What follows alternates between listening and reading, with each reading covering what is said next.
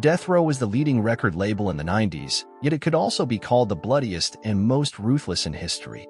Renowned rappers like Tupac, Snoop Dogg, Dr. Dre, and others were part of it. In this video, we will narrate the story of the rise and fall of Death Row Records, owned by Suge Knight. Subscribe to the Music Vibe channel, and let's dive in. The music that emerged from Compton in the late 80s forever changed the course of hip-hop, both artistically and politically. No one played a more pivotal role in this transformation than NWA, the founding rap group that America came to love and hate. Leading the way was Dr. Dre, the producer who shaped the direction of the group's debut album, the hostile and explicit Straight Outta Compton, which moved away from mainstream radio to connect with the streets. Skeptics' cries of immorality were drowned out by verses detailing violence, drugs, sex, and police brutality in South Central, amidst hundreds of thousands of record sales. This is the first part of the story in this book.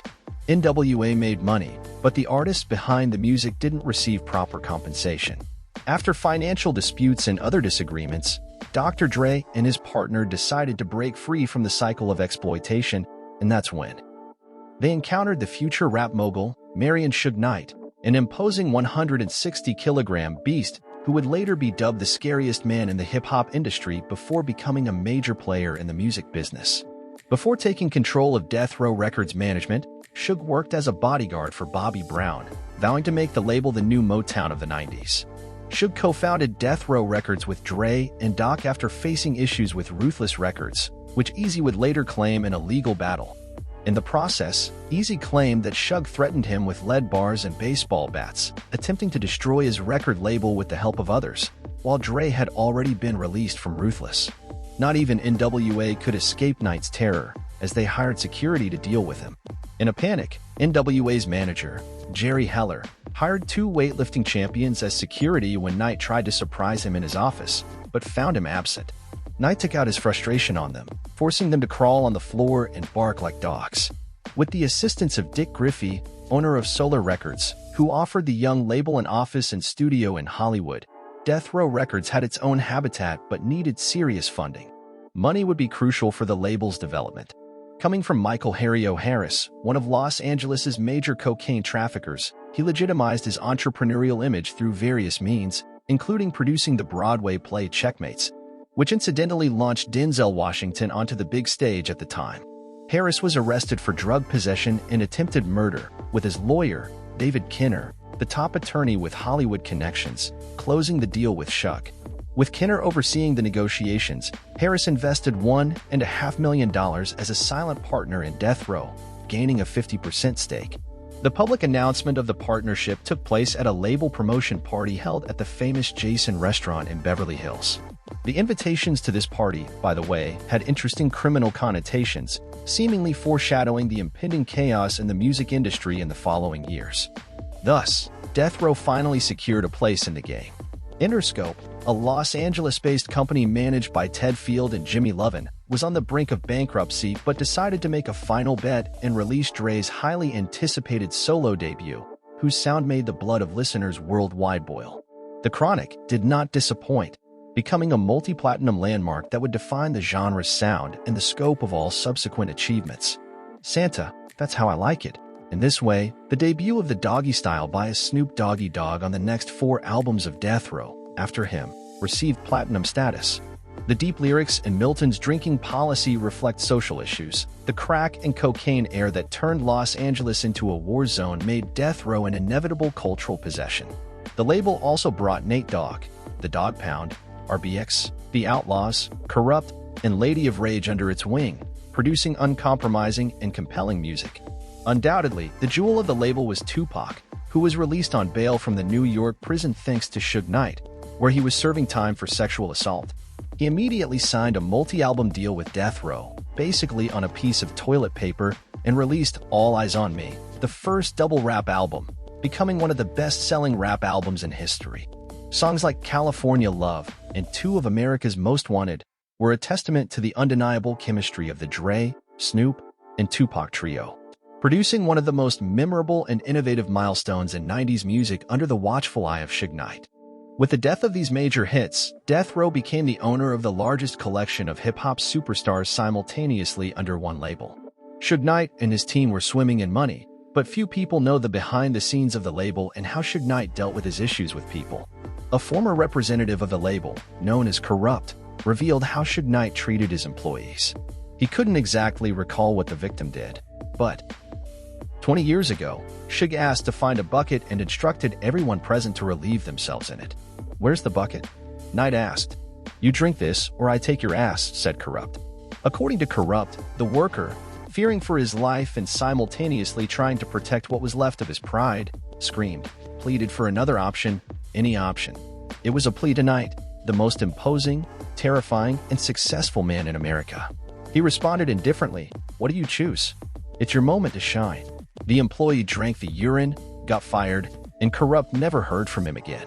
Or a shocking moment from 1995, after a dispute with Suge Knight, who had swallowed a cigar, about business, House of Pain and Cypress Hill's manager, Happy Walters, mysteriously disappeared while withdrawing money from an ATM, leaving behind only a wallet.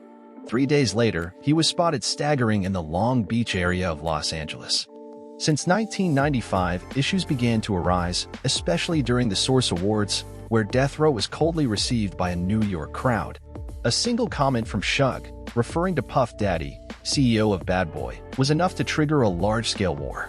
Suge's infamous words, "If you want to be an artist and stay a star, you don't gotta worry about the executive producer trying to be all in the videos, all on the records," became the main catalyst for the East Coast-West Coast rivalry. Already tense relations escalated into a true storm after Tupac was shot and robbed in a hotel lobby in 1994, culminating in Hit 'Em Up, where Tupac launched severe insults against Bad Boy and its main star, the Notorious B.I.G. This intensified the feud between the East and West Coasts. Despite Biggie claiming the track was recorded before Tupac's shooting attempt, the damage was done. Internally and externally, labels started to unravel, with Death Row's studio becoming a focal point for Suge's Shaken Associates, composed of Los Angeles gang members and later police involved in the Rampart scandal. The label's leader, strengthened by this environment, became even more rigid in his behavior within the company. Snoop Dogg described the studio atmosphere as everyone being under Suge's dominion. As Death Row's rebellious appeal grew, so did its bloody aura. Another significant moment was Shogun Kenner betraying his former business partners. This toxic environment didn't contribute to creating and releasing new albums. In March 1996, Dr. Dre left Death Row to establish his own label, Aftermath.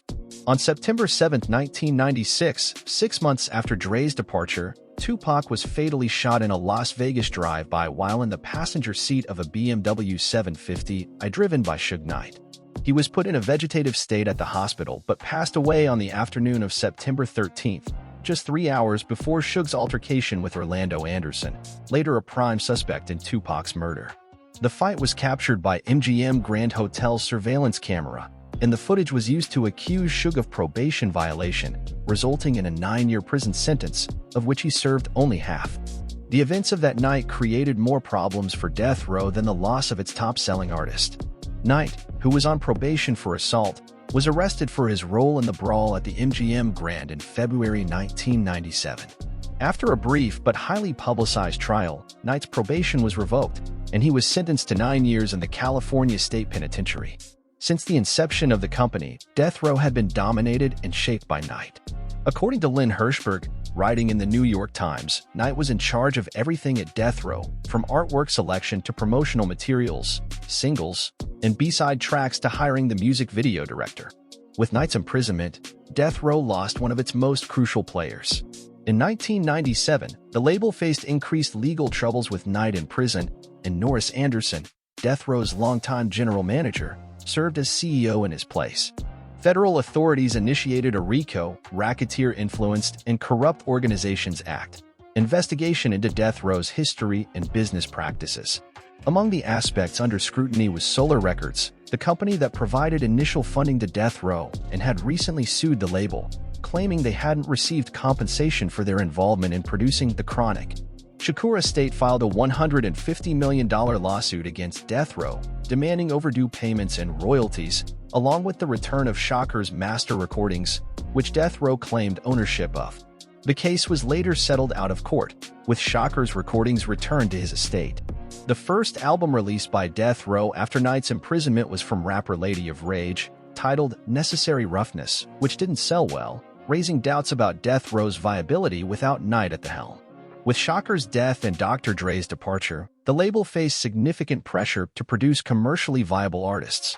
Although posthumous releases from Shakur and Snoop Doggy Dogg debuted at the top of the Billboard charts, Death Row's roster was less promising in 1997 than the previous year.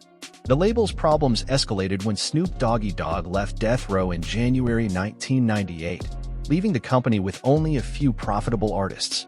The official decline of Death Row occurred, and the motto, "Kill or be killed," which was the essence of Death Row, proved unsustainable. Due to its contradictory and unstable nature, the label still remained in artists' albums for several years, but a decade later, in 2006, Knight declared bankruptcy, putting Death Row Records in the same situation. He amassed a debt of over $100 million. Control of the label changed hands in January 2015. In 2015, Knight was arrested for running over two people with a truck, resulting in one fatality. Terry Carter, co-founder of Heavyweight Records and Knight's friend, was the victim. The second involved, Clay Sloan, survived with injuries. Witnesses reported that an argument escalated until Knight allegedly deliberately ran them over after leaving a restaurant.